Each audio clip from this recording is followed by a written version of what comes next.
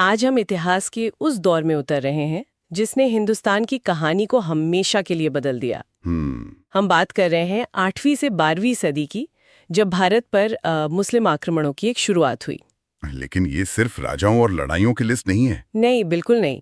हमारे पास जो जानकारी है वो एक बड़ी दिलचस्प कहानी बताती है कि कैसे कुछ 100 सालों में हमलावरों की सोच, उनके इरादे पूरी तरह बदल गए। हाँ, और यही सबसे जरूरी बात है।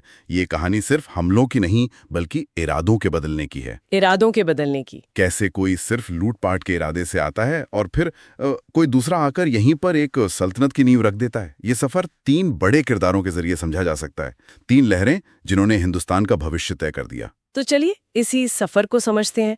पहली दस्तक से लेकर एक सल्तनत की स्थापना तक, तो पहली लहर कौन थी और उसका इरादा क्या था? पहली लहर थी अरबों की, और इसका चेहरा था एक, आप मानेंगे नहीं, सिर्फ 17 साल का नौजवान सेनापति मोहम्मद बिन कासिम। 17 साल का? जी हाँ। साल था 712 ईस्वी। ये बगदाद के उमैयद खलीफा का सिपह सलार था। इसका मिशन साफ था, एक तो साम्राज्य का विस्तार करना और दूसरा हिंदुस्तान की वो दौलत जिसके चर्चे पूरी दुनिया में थे, उसे हासिल करना। 712 ईस्वी मतलब आज से 1300 साल से भी ज्यादा पहले। तो कासिम ने वो कौन सी पहली बड़ी जीत हासिल की जिसने इतिहास में उसका नाम दर्ज कर दिया? वो था रावण का युद्ध। रावर का युद्ध। ये लड़ाई सिंध के राजा दाहिर और कासिम की फौजों के बीच हुई। राजा दाहिर बहुत बहादुरी से लड़े, लेकिन हार गए और मारे गए। और ये सिर्फ एक लड़ाई की हार जीत नहीं थी।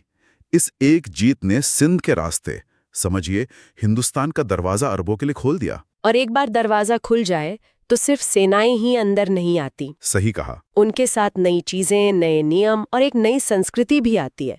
तो सिंध पर कब्जे का असर क्या हुआ? बहुत दिलचस्प असर हुए।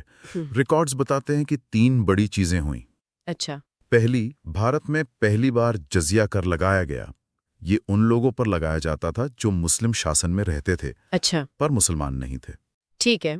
दूसरी चीज थी एक तरह का कल्चरल एक्सचेंज। अरब अपने साथ ऊंट पालने का व्यवस्थित तरीका और खजूर की खेती लेकर आए, जो धीरे धीरे सिंध की जिंदगी का हिस्सा बन गए। और तीसरी चीज, आपने ज्ञान की भी कोई बात की थी। हाँ, और वो शायद सबसे दूर तक असर करने वाली चीज थी। उन्होंने भारत के महान गणितज्ञ और खगोल शास्त्री ब्रह्मगुप्त के ग्रंथ ब्रह्म सिद्धांत का अरबी में अनुवाद करवाया। अरे वाह! अब सोचिए, भारत का ज्ञान, यहाँ के अंक, यहाँ की एस्ट्रोनॉमी अब अरब के रास्ते यूरोप की तरफ सफर करने लगी थी। ज्ञान की एक नई नदी बह निकली थी। लेकिन एक सवाल मन में आता है, अगर 712 ईस्वी में सिंध का दरवाजा खुल गया था, तो अगली बड़ी लहर आने में लगभग 300 साल क्यों लग गए? क्या किसी ने उन्हें रोकने की कोशिश नहीं की? बहुत अच्छा सवाल है, और इसका जवाब है हाँ, जबरदस्त कोशिश हुई। हमें लगता है कि रास्ता साफ था, पर ऐसा बिल्कुल नहीं था।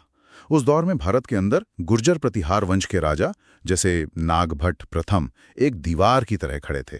अच्छा। उन्होंने अरबों को सिंध और मुल्तान से आगे बढ़ने ही नहीं दिया। कई दशकों तक राजपूत राजाओं ने इतना तगड़ा प्रतिरोध किया कि अरब सेनाएं भारतीय उपमहाद्वीप के अंदरूनी हिस्सों में घुसने की हिम्मत ही नहीं कर पाईं। तो ये 300 साल एक तरह से भारतीय प्रतिरोध की कहानी है। बिल्कुल। अच्छा, तो ये एक तरह का ठहराव था। पर जैसा कि इतिहास में होता है, शांति ज्यादा दिन नहीं टिकती। कभी नहीं। मध्य एशिया में कुछ बदल रहा था, जहां से एक नया और शायद कहीं ज्यादा खतरनाक तूफान उठने वाला था। बिल्कुल। अब कहानी का दूसरा अध्याय शुरू होता है। जगह है आज का अफगानिस्तान और किरदार है महमूद गजनवी। वो यामिनी वंश का सुल्तान था। उसका इरादा कासिम से बिल्कुल अलग था। उसे भारत में राज करने का कोई शौक नहीं था। कोई शौक नहीं था। मां बेहिसाब दौलत को लूटना और इस्लाम का परचम बुलंद करना। उसके हमलों के बारे में जो आंकड़े मिलते हैं वे तो हैरान करने वाले हैं। कहा जाता है कि उसने 1000 से 1027 ईस्वी के बीच भारत पर 17 बार हमले किए। 17 बार मतलब लगभग हर दूसरे साल एक बड़ा हमला। ये तो किसी जुनून जैसा लगता है। इसके पीछे की मानसिकता क्या रही होगी? ये जुनून ही था। उसके लिए भारत एक खजाना था जिसे बार बार आकर लूटा जा सकता था। हर हमले से उसे इतनी दौलत मिलती थी कि वो अपनी सेना को और बड़ा कर पाता और फिर अगले हमले की तैयारी करता।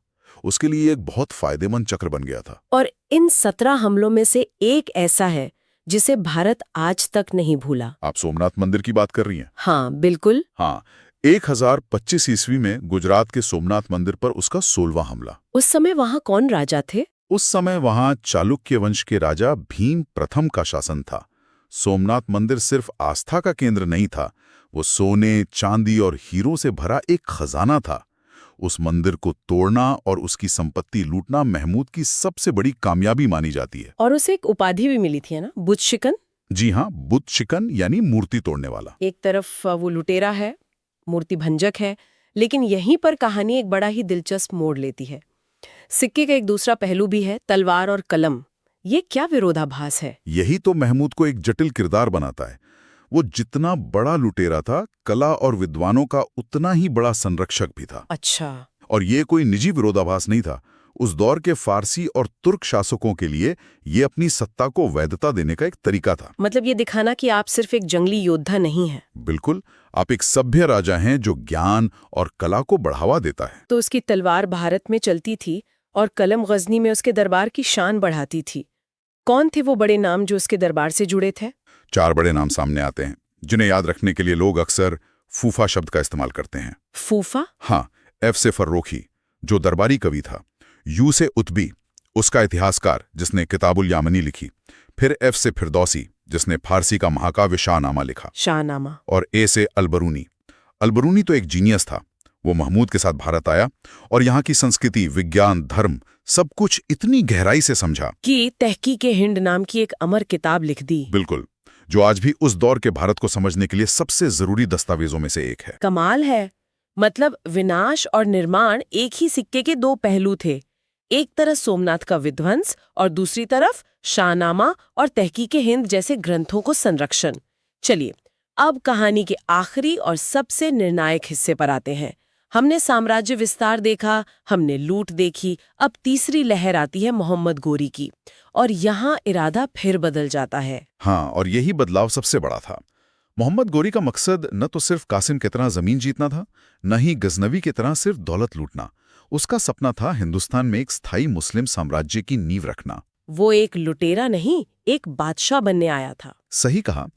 उसने अपना पहला हमला 1175 में मुल्तान पर किया और यहीं से अपनी योजना पर काम शुरू कर दिया। और उसकी इसी योजना ने उसे उस दौर के सबसे शक्तिशाली भारतीय राजा पृथ्वीराज चौहान के सामने लाकर खड़ा कर दिया। और यहीं से तराइन के मैदान में इतिहास की 2 सबसे मशहूर लड़ाइयां लड़ी गईं, 1191 और 1192।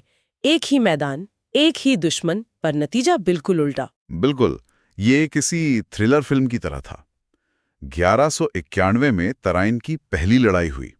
इसमें पृथ्वीराज चौहान की राजपूत सेना ने गोरी की सेना को बुरी तरह हराया।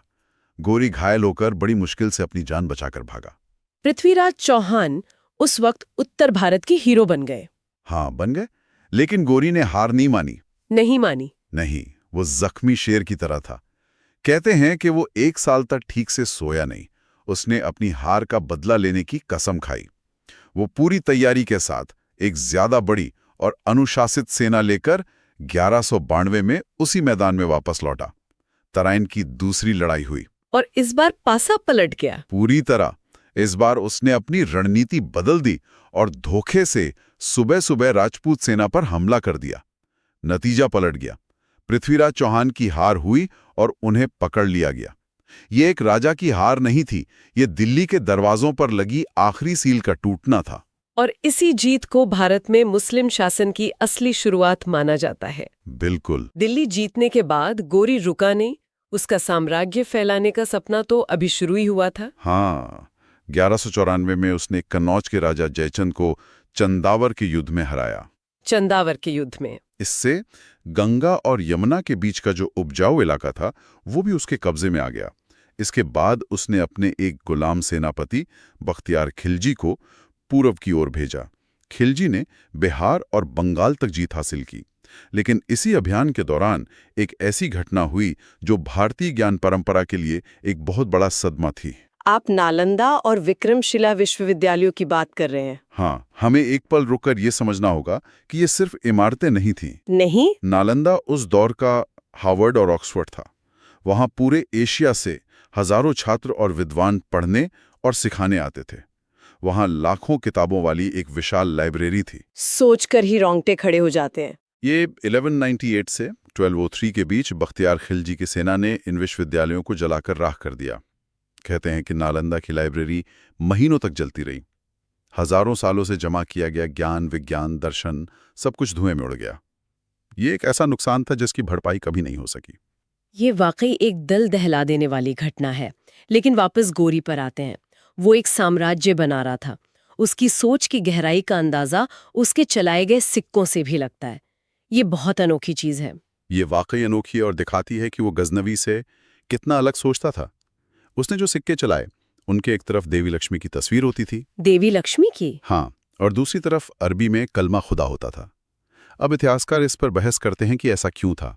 क्या ये स्थानीय हिंदू आबादी का दिल जीतने और उनकी अर्थव्यवस्था को ना बिगाड़ने की एक सोची समझी राजनीतिक चाल थी, या ये उस गंगा जमनी तहजीब की एक अनजानी शुरुआत थी? वजह जो भी हो, ये साफ है कि वो सिर्फ जीतने के बारे में नहीं बल्कि राज करने के बारे में सोच रहा था। और 1206 में उसकी मौत के बाद उसी के एक गुलाम कुतुबुद्दीन ऐबक ने उसकी विरासत को संभाला और दिल्ली सल्तनत की नींव रखी। बिल्कुल। तो अगर हम इन तीनों किरदारों कासिम, गजनवी और गोरी को एक साथ देखें तो इरादों का ये सफर बिल्कुल साफ हो जाता है। बिल्कुल, इसे ऐसे समझ सकते हैं, कासिम का मिशन था साम्राज्य का विस्तार और थोड़ी बहुत लूट।